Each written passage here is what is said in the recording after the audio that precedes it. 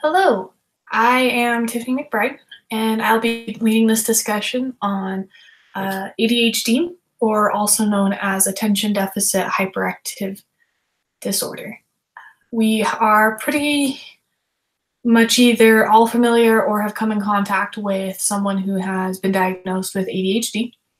It is something that you can't miss. What I mean by that is, for most part, the students that are, or people that are diagnosed with this are middle schoolers, high schoolers, and elementary kids.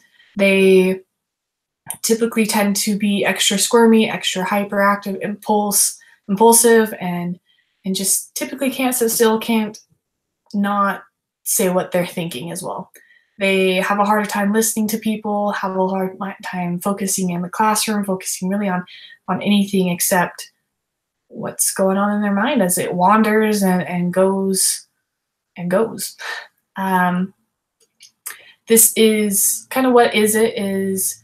It's a neurobehavioral disorder, like I said earlier, that typically affects school-age children. They are typically the ones that fidget and squirm. They are constantly leaving their seats. They never sit still. They are never not talking. And because they're never not talking, they're always not listening. And so they have also a hard time waiting. They have a hard time waiting on other people and waiting their turn for things. And so that can kind of be a bit of a struggle. They have a hard time overlooking certain details. They lose things easily, avoid tasks that cause them to use brain muscle or makes them mentally strain on thinking of things. They have a hard time paying attention in conversations and lectures. They forget daily routines. And they're, like I said earlier, their mind wanders very easily. And so this kind of affects the classroom because they're already not listening, they're talking, they're wandering. So they're disrupting their classmates, they're disrupting the routine, they're disrupting the teacher. And so they're constantly making noise because they're talking or moving about or just moving in general. And so they have a hard time focusing because sometimes they, in all honesty, have a hard time controlling their body. They have to get those wiggles out and they have to constantly be moving. But there is a bright side to this. There is some treatments out there, some medication. There's two that I'm aware of, one called Adderall and the other called Ritalin. Both of these help the student kind of calm down and think a little bit clearly and be able to stay focused on the task. It helps the student maintain better communication skills with others because they're able to focus in on the task at hand and listening to others. There are some non-stimulants, and and these are kind of non-pharmaceuticals in a sense, and these are essentially basic support groups or therapies that help the student succeed and have the student in mind. There's social skills therapy, there's training, there's interventions, academic interviews, and these all just help the student kind of get back on track on focusing or learn to better focus or learn how to interact with their peers better. And so there's been some studies done that that students have used this, that have helped them, just really depending on the student themselves of what they need for them. And so with behavioral therapy, it's helping them get through emotional situations, helping them in social situations and how to read people, how to even change their own behavior in a sense of completing tasks and how to better themselves in a sense. The best way, though, is to have family needs to be involved. There's been so many positive things that happen when the family themselves are involved in the child education, not only at home or not only at school, but also at home, of keeping up that routine, of keeping them focused and helping them find what works best for them.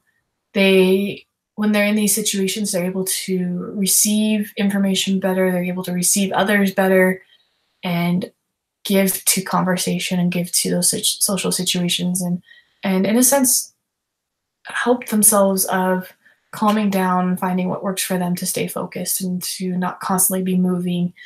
You'll still have constant movement, but it may be more controlled of what works for them, because they've been able to take and have that support from family of knowing what to do and when to do it, and having that feedback, constant feedback of how they're doing as well. And so, especially, or what we can do, especially as future educators, is recognize that about 50% of those with ADHD are picked on, bullied, rejected from social situations, and sadly to say, just rejected. And so with that, we could do multiple things. One that comes to mind is doing groups. Groups are amazing for things like this. One, it gets the students all up and moving about. Two, it gets them talking. And so there you've hit two of the main things from ADHD of constantly moving, constantly talking. And this gives an opportunity to talk, but also it gives them an opportunity to be in those social situations, to get to know their peers, get to be interacting with those peers, and to understand how to interact, if that makes sense, of learning when they can talk and when they probably shouldn't talk, and learn when others need to talk and share their ideas. And so group work, I hate to say group work, but groups are amazing for these students, because it allows them to move and allows them to have help of staying focused, rather than just sitting there quietly, or trying to quietly sit there and listen to a lecturer, because that's probably one of the worst things for these students, is just to try and sit there quietly, because that goes against what they want to do. And so with that, it's just kind of to keep in mind of how we can help them, how we can find their strengths and play on those. It's not easy. It won't be easy, especially when we just want some students just to sit down and do the assignment that we've given them, but we can also find ways to engage and do activities with them that's going to benefit the student and benefit the class as well. And so I hope that helps. That's our discussion, and have a good